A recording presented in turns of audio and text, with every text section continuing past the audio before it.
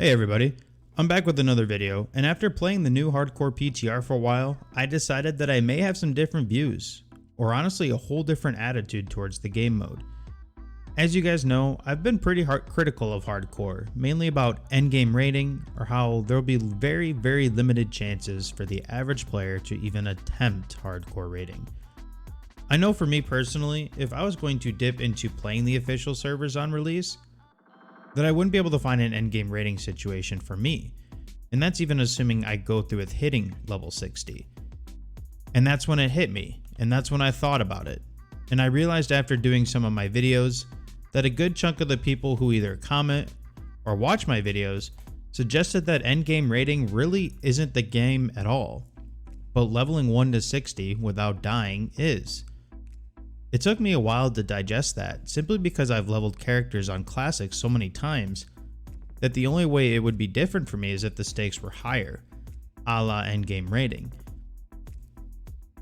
It's a fair assessment that a lot of people won't even make it to 60, either because they keep dying or just playing the game casually.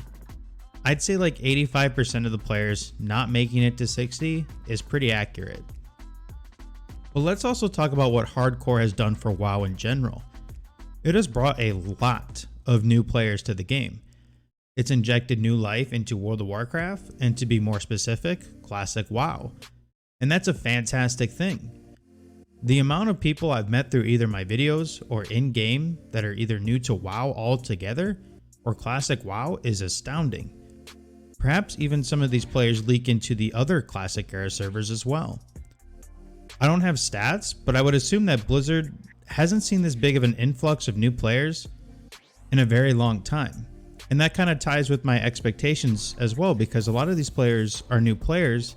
I'm thinking about endgame rating, and they're thinking about exploring the world and just getting to level 60. I wanted to talk about the new rules implemented in the PTR, such as grouping, trading, auction house. I don't think it's necessarily a bad thing. I was more critical about the endgame rating situation. Of course, you're going to have min-max sweat lords that use bank alts to essentially twink their tunes when they make new characters. If you don't know what I'm talking about, a lot of people are going to be either making a bank alt and then mail anything valuable to that tune, whether it's cloth, profession items, gear, weapons, etc. So when their character dies that they're leveling, when they make their new tune, they'll just mail all that stuff from the bank tune back to that tune, and in theory, by their 5th or 6th character, it will be an absolute unstoppable Giga Chad, therefore tarnishing what hardcore really was about. If there's anything we know, it's that people will experiment or just do about anything to min-max in World of Warcraft. And I mean anything.